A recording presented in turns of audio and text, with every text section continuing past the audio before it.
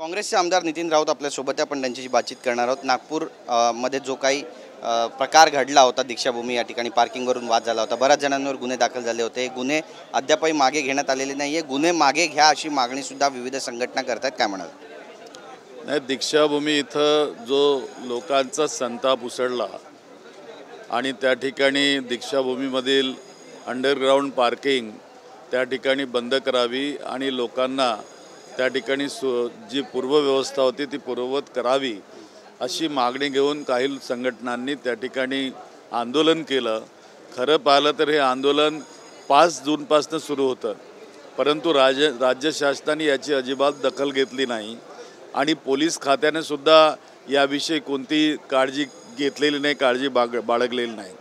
आणि साहजिक आहे की त्या ठिकाणी ढिगारेचे ढिगारे उभे आहेत मातीचे, आणि सळाकी जर बाहेर दिसत असतील तर लोकांना त्या ठिकाणी वाटणारच, कारण ते आमच्या आस्थेचं आणि सन्मानाचं प्रेरणेचं असं प्रतीक आहे।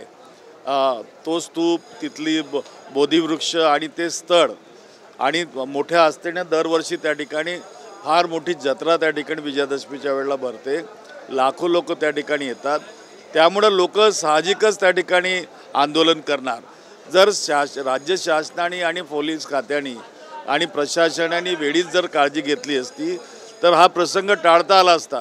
त्यामुळे ज्या लोकांनी आंदोलन त्या ठिकाणी केलं त्यांनी चूक केली आणि त्यांनी गुन्हा केला असं होत नाही, त्यामुळे त्या ठिकाणी त्यांचे गुन्हे परत घ्यायलाच पाहिजे, आणि त्याचसाठी मी महाराष्ट्राच्या या विधानसभेमध्ये आवाज उठवणार आहे। नक्कीच, पण तुम्ही पुढे ही मागणी करणार आहात की जे गुन्हे आहेत ते मागे घेतले पाहिजेत आणि विधानसभेमध्ये पण हा मुद्दा गाजेल आज? मी विधानसभेत याविषयी निश्चितच पॉईंट ऑफ इन्फॉर्मेशनमध्ये राज्य शासनाला विचारणा करणार आहे। बोलल्याबद्दल तर आपण पाहतोय नितीन राऊत यांनी आपली भूमिका मांडलेली आहे, आणि नागपूर दीक्षाभूमीचा विषय आज विधान भवनामध्ये उचलणार, आंदोलकांवरील गुन्हे मागे घ्या अशी मागणी करणार आहेत। नेमकं काय घडेल पाहणं महत्त्वाचं ठरेल, सरकार गुन्हे मागे घेईल का हे सुद्धा पाहणं महत्त्वाचं ठरणार आहे। कॅमेरा पर्सन गणेश मोरेसह गिरीश गायकवाड, TV9 मराठी, मुंबई।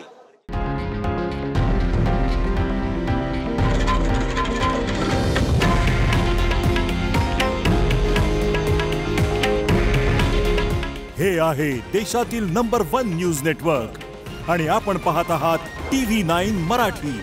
काळजी तुमची, हित महाराष्ट्राचं।